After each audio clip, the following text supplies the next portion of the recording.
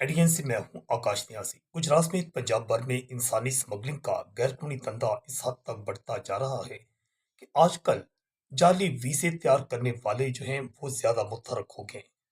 बहुत ज्यादा लोग आए रोज जो है एयरपोर्ट्स पर गिरफ्तार हो रहे हैं और ऐसे ही कराची एयरपोर्ट्स पर कुछ गिरफ्तारियां की गई हैं जिनमें गुजरात, फैसलाबाद और सवाबी के रहायशी अफराद बताए गए हैं। एफआईए के मुताबिक ये कहा गया है कि 3 ऐसे अफराद को गिरफ्तार किया गया जो कि जाली दस्तावेजात तैयार करके अमेरिका का वीजा हासिल करना चाहते थे। इनमें से एक शख्स जो था उसने अपने आप को बिजनेसमैन शो कर रखा था, जबकि दूसरे 2 नौजवान खुद को स्टूडेंट्स के तौर पर अमेरिका में पढ़ाई के सिलसिले में जाने की उन्होंने जाली दस्तावेजात तैयार कर रखी थी।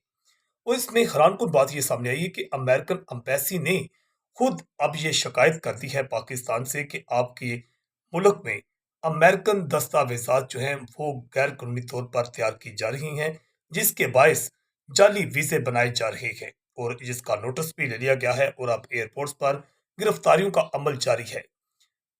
धड़ाधड़ लोग जो हैं पाकिस्तान छोड़कर किसी भी तरीके से मुस्लिम ममालिक में जाने के लिए जाली दस्तावेजात का सहारा भी ले रहे हैं।